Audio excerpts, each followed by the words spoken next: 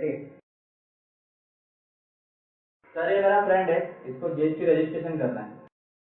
धंधा रुका हुआ है, कोई माल भी देगा ही नहीं है, सब इन्हें जीएसटी नंबर मांग रहे हैं। सर क्या फालतू सिस्टम ला के रख दिया इन लोग ने, पहले जो था वो सही नहीं था क्या? देखिए ऐसा नहीं है, पहले बहुत सारे टैक्सेस लगते थे और वो टैक्सेस के ऊपर टैक्सेस लगने की वजह से कस्टमर के पास जो माल पहुंचता था वो बहुत महंगा हो जाता था।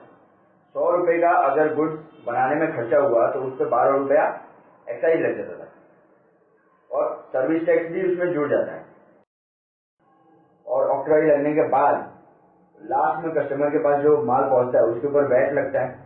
तो ये 12 रुपए और ऑक्ट्रॉय के ऊपर भी टैक्स लग गया, वैट लग गया। अब जीएसटी क्या करता है, ये टैक्स के ऊपर टैक्स जो है ना उसको खत्म कर दिया, इसको कैस्केडिंग इफेक्ट बोलते हैं। ये कैस्केडिंग इफेक्ट नहीं होने देता है। जीएसटी एक ही डिपार्टमेंट हैंडल करता है। तो आप गुड्स बेचो, सर्विस बेचो, कैपिटल गुड्स भी यूज करो, उसका भी सेट ऑफ आपको टैक्स भरने में यूज हो जाएगा। आप जब माल बेचेंगे तब आपको जो टैक्स लगेगा उस टैक्स पे आपने जो परचेज किया है गुड्स उसके ऊपर जो टैक्स भरा है वो भी आप यूज कर सकते हैं। प्लस आपने समझ लो कि ऑफिस रेंट पे लिया है तो उसके ऊपर जो रेंट के ऊपर सर्विस टैक्स लगेगा, सर्विस टैक्स के फॉर्म में जो जीएसटी लगेगा वो भी आप यूज कर पाएंगे। और समझ लीजिए आपने कोई असेट भी खरीदा है, तो पहले क्या होता था, कैपिटल गुड्स का कुछ डेफिनेशन था, उसमें फिट होगा तो उसका सेट ऑफ मिलेगा। अब क्या हो रहा है, कोई डेफिनेशन ही नहीं, सिर्फ आपको उस चीज को अपने फिक्स असेट में दिखाना है। आपने फिक्स असेट में दिखा दिया मतलब वो आपका कैपिटल गुड्स हो गया। आपने चेयर लिया, पेंसिल लिया, कोई भी स्टेशनरी लिया, पेपर लिया, उसका जो टैक्स लगा हुआ है वो भी यूज कर सकते हैं हम, जो माल बेचा है उसके ऊपर जो टैक्स लगने वाला उसमें। तो ये बहुत ज्यादा फायदे की चीज होगी। ये कैपिटल गुड्स वाला जो ट्रीटमेंट इन्होंने लाया है ये बहुत बढ़िया है।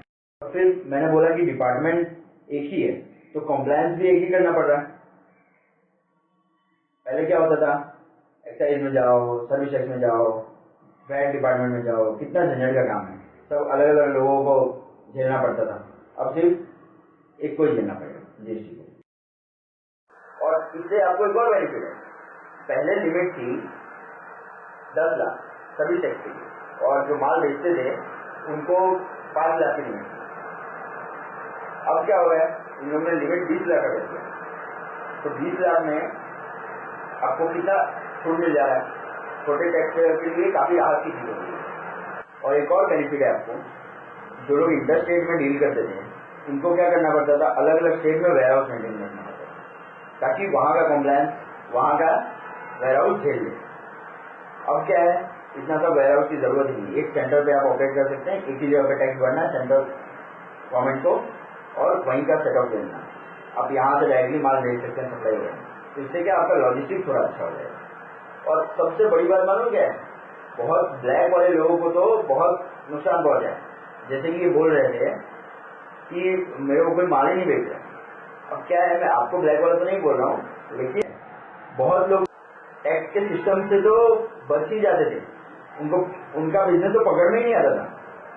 तो अब क्या हो रहा है, बहुत सारे लोगों को कोई माल ही नहीं बेच रहा है क्योंकि उनको भी सेटअप नहीं मिलेगा। और अगर सामने वाला अगर टैक्स नहीं भर रहा है तो वो रिवर्स टैक्स मैकेनिज्म में उनको भरना पड़ेगा, बिजनेस को, दूसरे बिजनेस को। इसीलिए इनको कोई माल नहीं बेच रहा है, क्योंकि इन्होंने अगर टैक्स नहीं भरा तो वो उनको भरना पड़ेगा। तो इससे क्या हो गया, एक ट्रांसपेरेंसी बढ़ जाएगी। अगर किसी को तकलीफ है तो वो कॉम्पोजिशन स्कीम में जाए, लेकिन जीएसटी में रजिस्ट्रेशन तो होना ही चाहिए। तो इससे क्या पूरा चेन एक बन जाएगा। तो ऐसा नहीं है कि जीएसटी आने से पहले और जीएसटी में कोई फर्क नहीं है, जीएसटी में बहुत फर्क है, बहुत फायदा हो जाएगा। सर ये कॉम्पोजिशन क्या है, मुझे समझ में आया। अरे तुझे इसमें 1% ही टैक्स लगेगा और रिटर्न फाइल भी एक ही बार करना पड़ेगा, बाकी लोगों को 36 बार रिटर्न फाइल करना पड़ेगा। 3 रिटर्न होता है एक्चुअली, एक 4, एक 4A और एक 9A। 4A जो है वो ऑटो पॉपुलेट हो जाता है, जो सामने वाला रिटर्न फाइल करता है जिससे आपने परचेस किया है, वो लोग की एंट्री आपसे रिलेटेड जो है वो जीएसटी के साइट पे आपका ऑटोमेटिक दिख जाती है। उसको आपको सिर्फ एक्सेप्ट करना होता है, वो रिटर्न एक्चुअली काउंट नहीं करना चाहिए। और जो 4 है, 4 में भी आपको राहत है। जो इन लोग हैं, इन लोग को 36 रिटर्न फाइल करना होता है। उसमें से एक रिटर्न में उन लोग को सारे डिटेल्स, जितने इनवॉइस वाइज डिटेल्स है हर दिन का, वो उनको देना पड़ता है। और आपको क्या है, सिर्फ आइटम वाइज इतना सेल हुआ और इतना टैक्स लगा, उसी का डिटेल देना होगा। अगर आप 10 आइटम सेल करते हैं तो 10 आइटम, 50 आइटम करते हैं तो 50 आइटम। तो क्या 50 से ज्यादा 100 आइटम सेल करते होंगे, 100 आइटम मतलब 100 लाइन एंट्री, इससे ज्यादा टेंशन नहीं होगा उनको। तो कितना होगा वो सोचो। फिर तो मैं हर दिन एक आइटम वाइज एंट्री मांगना तो चलेगा? हाँ सर चलेगा। उससे क्या होगा, आपका एक क्वार्टर में इस आइटम का कितना सेल हुआ है टोटल करके हम लोग पता लगा लेंगे। तो ये कॉम्पोजिशन स्कीम में बेनिफिट है। और आपका टर्नओवर कितना है? 40 लाख तक जाता है। तो आपको फिर टेंशन नहीं है, कॉम्पोजिशन स्कीम आपको मिल जाएगा। 75 लाख तक लिमिट है इसकी। मैंने तो 50 लाख सुना था। वो 50 लाख उन लोगों के लिए, नॉर्थ ईस्टर्न जो स्टेट्स है ना, मणिपुर, मिजोरम, उन लोगों के लिए। और अगर आपने ये ऑप्ट किया ना तो आपको नुकसान भी है। क्या होता है? इंटरस्टेट सेल नहीं कर सकते आप, लेकिन आपको परचेस अलाउड है। ये सीबीएसई ने स्पेसिफिक नोट में दिया हुआ है। एग्जाम्प्ट गुड्स होते हैं जिनको गवर्नमेंट ने टैक्स नहीं लगाया हुआ है, उनके ऊपर भी आपको टैक्स भरना पड़ेगा, क्योंकि वो भी आपके टर्नओवर में काउंट हो जाएंगे। और आप सीधा सीधा 1% टैक्स भर रहे हैं तो उसमें वो भी काउंट हो जाएगा। जिसके ऊपर आपको टैक्स नहीं भरना चाहिए था उसके ऊपर भी आपको टैक्स भरना पड़ेगा। तो ये एक तरह का नुकसान है। और एग्जाम तो छोड़िए, आपको एक्सपोर्ट पे भी टैक्स भरना पड़ेगा, जो कि टैक्स फ्री होता है, वो भी आपके टर्नओवर में इंक्लूड हो जाएगा। आपको इनपुट टैक्स क्रेडिट नहीं मिलेगा। इनपुट टैक्स क्रेडिट क्या होता है? इनपुट टैक्स क्रेडिट क्या होता है, एक्चुअली जो माल आपने खरीदा है उसके ऊपर आपने टैक्स भरा होगा, और जो माल आप बेच रहे हैं उसके ऊपर आपको टैक्स भरना है। तो समझ लीजिए कि 150 का माल आप बेच रहे हैं और 20% जीएसटी लगेगा, तो 30 रुपये टैक्स आपको भरना है। तो उसमें आपको 12 रुपए का टैक्स जो पहले भरा है, अगर आपने 100 रुपए के माल पे जो आपने परचेस किया है, उसका बेनिफिट आपको 30 रुपए में मिल जाएगा। तो आपको 18 रुपए टैक्स भरना पड़ेगा। इसको बोलते हैं इनपुट टैक्स क्रेडिट। लेकिन ये सिस्टम आपके कॉम्पोजिशन स्कीम में नहीं है, क्योंकि आपको सीधा सीधा 1% ही टैक्स लग रहा है। तो इनपुट टैक्स क्रेडिट नहीं भी मिले तो भी आपको बेनिफिट तो है। लेकिन एक और बात भी, आप ई कॉमर्स तो नहीं करते ना, आप ऑनलाइन लिस्टिंग करके बिजनेस पे गुड्स तो नहीं बेचते ना, क्योंकि उनको अलाउड नहीं है कॉम्पोजिशन स्कीम। और अगर आप नोटिफाइड गुड्स का मैन्युफैक्चरिंग करते हैं, जैसे टोबैको, आइसक्रीम, पान मसाला, तो इनको भी अलाउड नहीं। ये तो आप करते नहीं होंगे, मैन्युफैक्चर तो नहीं है ना? नहीं। तो आप ट्रेडर हैं, क्या बेचते हैं? शराब वगैरह तो नहीं बेचते?